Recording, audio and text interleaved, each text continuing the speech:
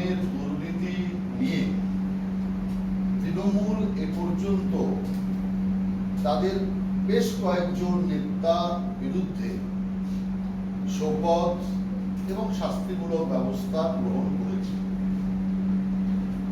আমি মুখ্যমন্ত্রীকে একটা প্রশ্ন করতে চাই যে আপনি আমফান তুফানের দুর্নীতিকে রোধ করবার জন্য সবচেয়ে গণতান্ত্রিক যে পদ্ধতি আপনি নিয়েছিলেন, যেটা অত্যন্ত প্রশংসনীয় ছিল, হঠাৎ করে সেই প্রসঙ্গ থেকে আপনি ঘুরে গেলেন কেন? কারণ মুখ্যমন্ত্রী বলেছিলেন যে আমফান তুফানের ত্রাণ যারা পেয়েছে তাদের নামের তালিকা এবং পরিমাণ তিনি প্রত্যেকটা বিডিও অফিসে টানিয়ে দেবেন।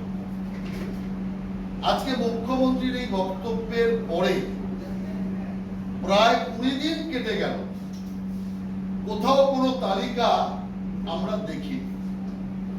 সেই কারণে আমি মুখ্যমন্ত্রীর কাছে প্রশ্ন করতে চাই যে আপনি যে দুর্নীতির বিরুদ্ধে লড়াইয়ের কথা বলছেন বা কিছু কিছু তৃণমূল নেতার বিরুদ্ধে শাস্তিমূলক ব্যবস্থা নিচ্ছে, তার সবটা কি লোক দেখানো, নাকি না এতে কোনো সারবত্তা আছে?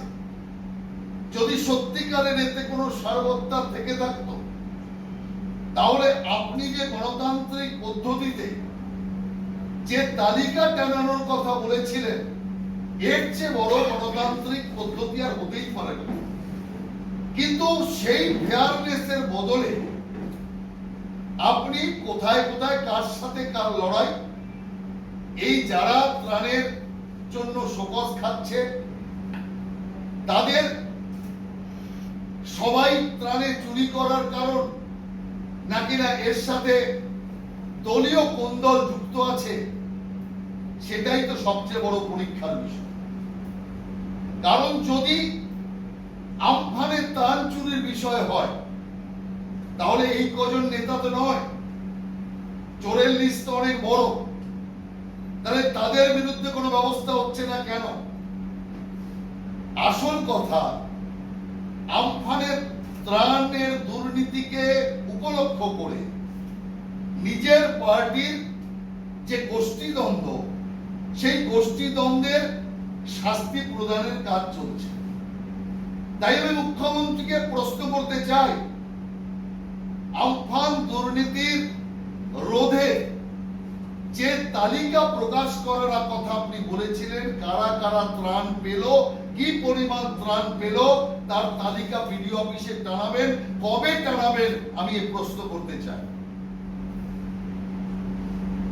আমফান তুফানে প্রচুর পানের বরজ নষ্ট হয়ে গেছে, কিন্তু আমাদের কাছে খবর আছে যাদের পানের বরজই নেই, এই রকম শত শত তৃণমূলের নেতা লোক যারা বরজের ক্ষতিপূরণ পেয়েছে। যারা পানের বরজই নেই তারা ক্ষতিপূরণ পেল কি করে?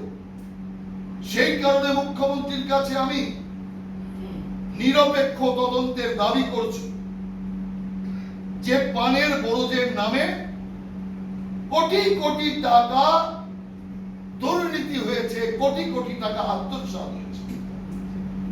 সেই কারণে মুখ্যমন্ত্রী যদি সত্যি ব্যবস্থা নিতে চান, তাহলে কারা কারা পানের বরজের ত্রাণ পেয়েছে, পানের বরজ নষ্টর ক্ষতিপূরণ পেয়েছে, তাদের তালিকা আপনার সরকারি ওয়েবসাইটে সহজে বোঝা যাবে যে কিভাবে কেন্দ্রীয় সরকারের অর্থ, কিভাবে পীড়িত মানুষের অর্থকে চরমভাবে আত্মসাৎ করা হচ্ছে। আমি মুখ্যমন্ত্রীর কাছে আগেও বলেছিলাম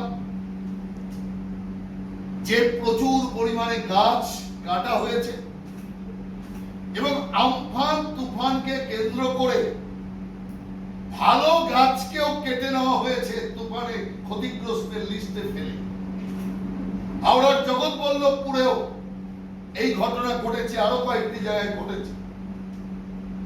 তো মুখ্যমন্ত্রীর কাছে আমি প্রশ্ন করতে চাই, কত টাকা গাছ বিক্রি করে সরকার পেয়েছে, সে পঞ্চায়েতের মাধ্যমে হোক আর যেভাবে হোক, তার পরিসংখ্যান সরকার ঘোষণা করুন। যদি সত্যি ফেয়ার গেম খেলতে চান, যদি সত্যি সততা সরকারের থাকে, যে পরিমাণ গাছ বিক্রি হয়েছে তার পরিমাণ 600 কোটি টাকার উপরে, আনুমানিক 600 কোটি টাকার গাছ আত্মসাৎ করে দিয়েছে তৃণমূল কংগ্রেসের লোকেরা। তার কতটা সরকারি ফান্ডে জমা পড়েছে, কতটা তৃণমূলের ফান্ডে জমা পড়েছে, তার পূর্ণাঙ্গ হিসাব সরকারের উচিত প্লেস করা। তাই মুখ্যমন্ত্রীর কাছে আমি এ ব্যাপারেও দাবি জানাচ্ছি যে এই বিষয়টা আপনি প্লেস করুন। আমি সরকারের একটা বিশেষ দিক এই করোনা বিষয় নিয়ে আপনাদের দেখাতে চাই। এই সরকার খুব জোরে চিৎকার করছিল যে আমাদের এখানে যে রিকভারি রেট অত্যন্ত ভালো, সারা দেশের চেয়ে ভালো, সারা দেশের চেয়ে আমরা অনেক উন্নত হয়েছি ইত্যাদি ইত্যাদি। যদিও আমরা মানি রিকভারি রেট বেশি, সেটা বেশি করে দেখানো হয়েছে। এখানেই আমি একটা প্রেস কনফারেন্সে অন্যান্য রাজ্যের সাথে পশ্চিমবাংলার রিকভারি রেট একদম তলানিতে, অত্যন্ত খারাপ রিকভারি রেট, এই কথা আমি পরিসংখ্যান দিয়ে বলেছিলাম। আর তার পরের দিনই আমি লক্ষ্য করলাম 1 লাখ রিকভারি রেট বহু রাজ্যের চেয়ে আগে চলে গেল পরের দিন। তার মানে বুঝতে অসুবিধা হয়নি, যেই মাত্র আইডেন্টিফাই করা হয়েছে সঙ্গে সঙ্গে রিকভারি রেটে জল মিশিয়ে দেওয়া হয়েছে। আর এই রাজ্যে রিকভারি রেট বেশি হওয়ার আরেকটা কারণ হচ্ছে এখানে মৃতদেহকে গোপন করা হচ্ছে, সংক্রমণকে চেপে দেওয়া হচ্ছে, র্যান্ডম স্যাম্পল টেস্টিং হচ্ছে না।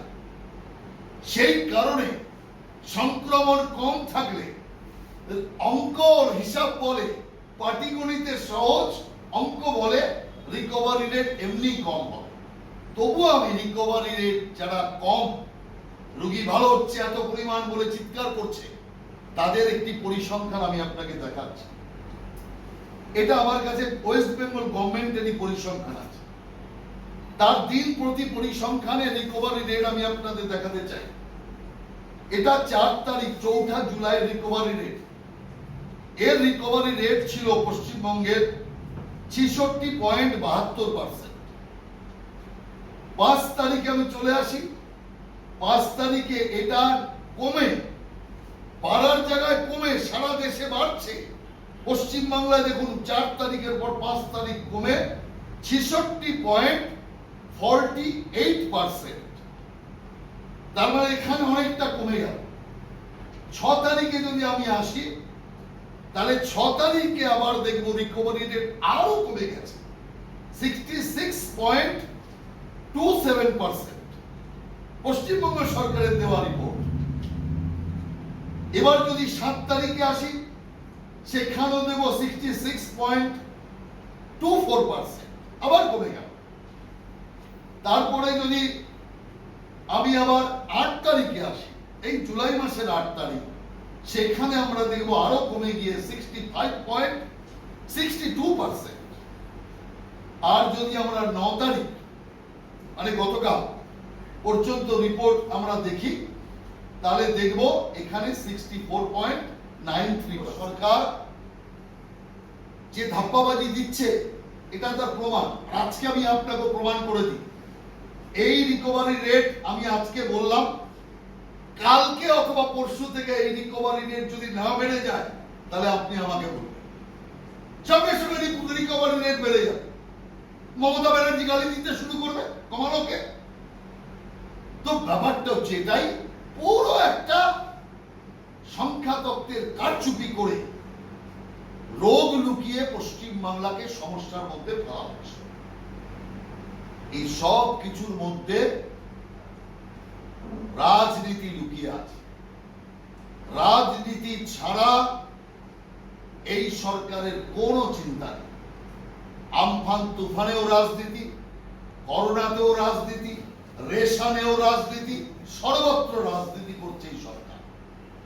যে কারণে সরকার যে এসিআর তৈরি করছো,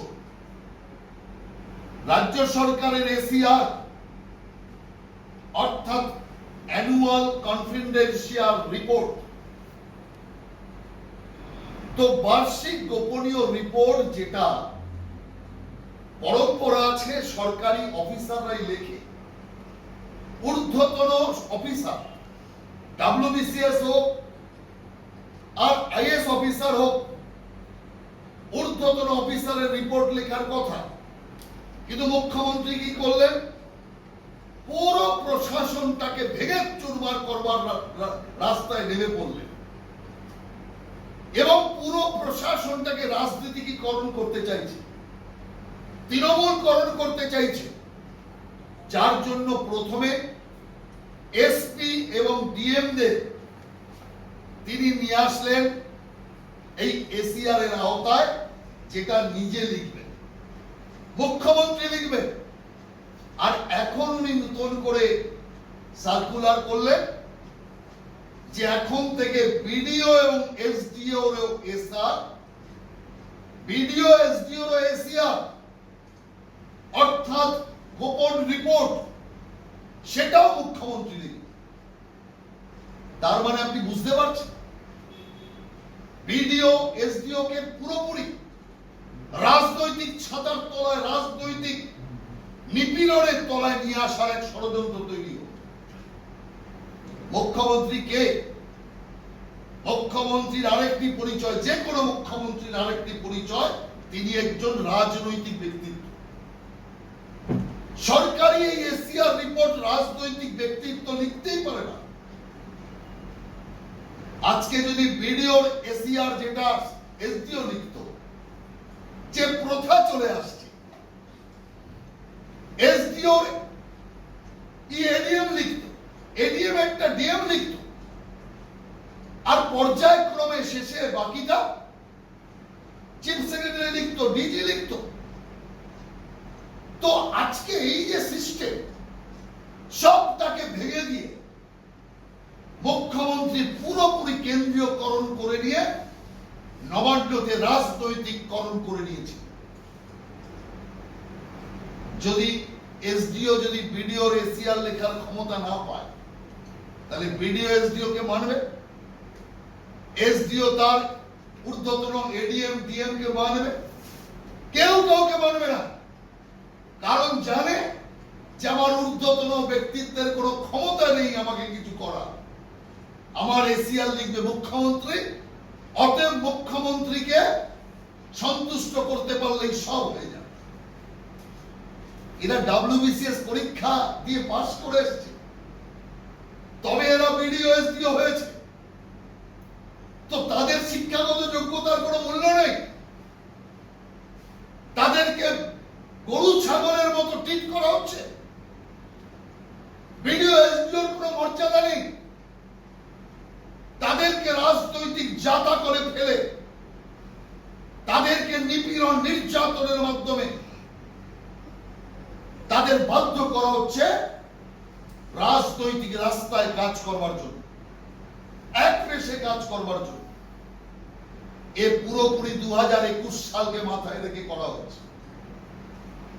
আমরা তীব্র নিন্দা করছি এবং আমরা আইনজ্ঞদের সাথে পরামর্শ শুরু করেছি যেটাকে কি করে আটকানো যায়, এবং প্রয়োজন হলে আদালতে শরণাপন্ন আমরা হব। কারণ সরকারের পুরো চেনকে ভেঙে দেওয়ার ক্ষমতা কোন রাজনৈতিক ব্যক্তিত্বের নেই, সিস্টেমকে ভেঙে দেওয়ার কোন ক্ষমতা বা এখতিয়ার কোন রাজনৈতিক ব্যক্তিত্বের নেই। যে সিস্টেমে সারা দেশ চলছে, যে সিস্টেমের পরম্পরায় বাংলা চলছে, তাকে শুধুমাত্র রাজনৈতিক অভিসন্ধির কারণে বিডিও এসডিও থেকে শুরু করে পুরো প্রশাসনকে দলদাসে রূপান্তরিত করে তাকে কুক্ষিগত করবার যে প্রচেষ্টা, তার আমরা তীব্র নিন্দা করছি এবং অবিলম্বে মুখ্যমন্ত্রীর এই কালা আদেশকে প্রত্যাহার করে বিডিও, এসডিও সহ বাকিদের সরকারি অফিসারদের রাজনৈতিক বন্দী দশা থেকে মুক্ত করবার আহ্বান জানাচ্ছি। এ তো পুরোপুরি রাজনৈতিক নিষ্পেষণ। এই নিষ্পেষণ কাম্য নয়, যেটা রাজ্যের পক্ষে ভালো নয়। আমি মুখ্যমন্ত্রীকে স্মরণ করাতে চাই, সোশ্যাল ডিস্টেন্সের বড় বড় কথা বলছে, কন্টেইনমেন্ট জোন তৈরি করছেন, আর তৃণমূল কংগ্রেসের কার্যকর্তাদের লেলিয়ে দিয়েছেন রাস্তায় রাস্তায় মিছিল করবার জন্য। অবাধে পেট্রোল, ডিজেল ইত্যাদি নিয়ে মিছিল করছে। এখন সোশ্যাল ডিস্টেন্স ভঙ্গ হচ্ছে না? আপনার দোসর বামপন্থীরা কোথাও কোথাও মিছিল করছে, সোশ্যাল ডিস্টেন্স ভঙ্গ হচ্ছে না? বিজেপি কিছু করলেই সোশ্যাল ডিস্টেন্স ভঙ্গ হয়। তাও তো বিজেপি মিছিল করেনি, মিটিং করেনি, ভার্চুয়াল মিটিং করছে বিজেপি। তাহলে সোশ্যাল ডিস্টেন্স ভঙ্গ করছেন আপনারা। আপনার কুমারগঞ্জের এমএলএ করোনা পজিটিভ হওয়ার পরেও তিনি জনসভা করছেন, সভা করছেন, বিভিন্ন মানুষের সাথে মিলে কার্যক্রম করছেন। তো কুমারগঞ্জের এমএলএ, তৃণমূল কংগ্রেসের এমএলএ পজিটিভ রিপোর্ট আসার পর এই জিনিস করছে, যেটা উত্তরবঙ্গের একটি বহুল প্রচারিত সংবাদপত্রে ছবি দিয়ে সমস্ত কিছু দিয়ে প্রকাশিত হয়েছে। সেই কারণে এই রাজ্যের যা কিছু অনিষ্টতা তৃণমূল কংগ্রেস করছে, এই রাজ্যের মান মর্যাদাকে রসাতলে তৃণমূল পাঠাচ্ছে, এই রাজ্যকে করোনায় ছেয়ে দেওয়ার কাজও তৃণমূল কংগ্রেস করছে।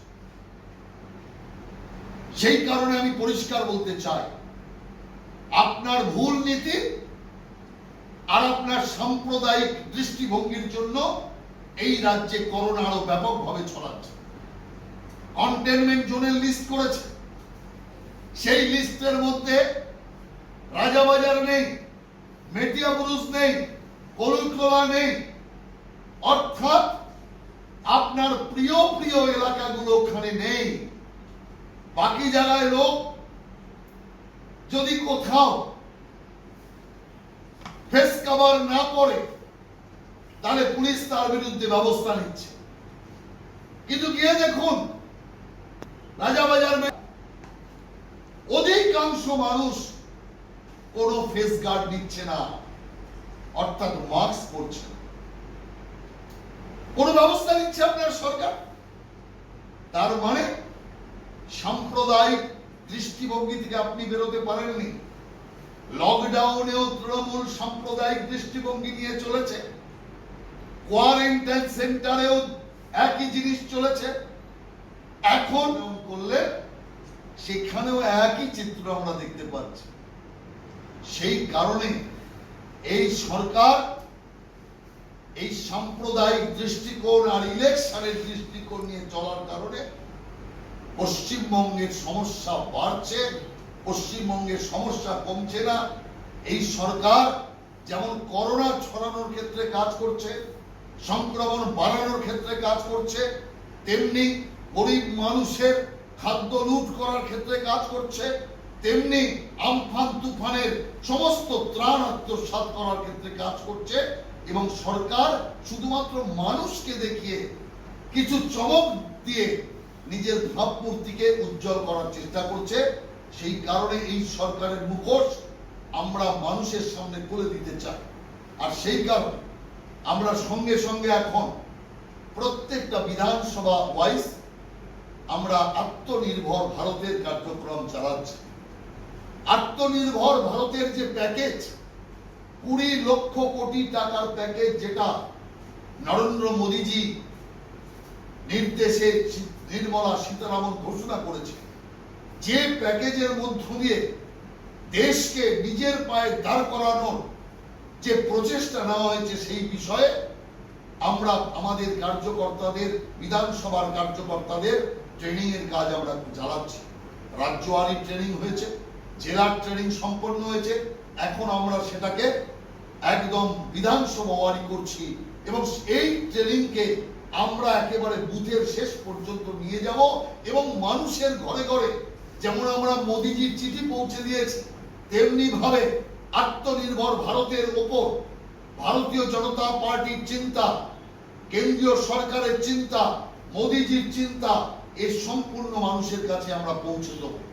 আজকে এই আত্মনির্ভর ভারতের কারণে যেভাবে ভারত নিজের পায়ে দাঁড়ানোর অঙ্গীকার নিয়ে এগোচ্ছে তার ঝলক আমরা দেখতে পেয়েছি। একটাও পিপিপি ভারতে তৈরি হতো না, আজকে পিপিই ভারতে তৈরি হচ্ছে। একটাও পিপিই আমরা কোন জায়গা থেকে আনিনি, বিদেশ থেকে আর আনছি না, আগে চীন থেকে আনতাম। টেস্টিং কিট 100% ভারতে তৈরি হচ্ছে। এবং আপনি দেখলেন Modi care fund, PM care ফান্ডে যে মানুষ টাকা দিয়েছে সেই টাকায় মোদিজি 50,000 ভেন্টিলেটর বিভিন্ন রাজ্যকে দিয়েছে। বিভিন্ন রাজ্যকে যে 50,000 ভেন্টিলেটর দিয়েছে সব কটা মেড ইন ইন্ডিয়ার ভেন্টিলেটর। এই লকডাউনের মধ্যে যদি অসাধ্য সাধন করা যায় তাহলে এখন তো আনলক 2 চলছে, আমরা নিজের পায়ে দাঁড়াতে পারবো না কেন? তাই নিজের পায়ে দেশকে দাঁড় করানোর জন্য প্রচেষ্টা নেওয়া হয়েছে। তাই সর্বত্র মোদিজির সেই বিখ্যাত বাণীকে আমরা প্রচার করতে শুরু করেছি, ভোকাল ফর লোকাল আর লোকাল টু গ্লোবাল। এই স্বপ্ন আগামী দিন সাকার হবে। এই বিশ্বাস রেখে আমাদের আত্মবিশ্বাসের উপর ভর করে আমরা আত্মনির্ভর ভারতের জন্য কাজ করে যাচ্ছি। সারা দেশে এবং পশ্চিম বাংলায় আমাদের শত শত লক্ষ লক্ষ কার্যকর্তা এর উপরে কাজ করে যাচ্ছেন। এইটুকুই।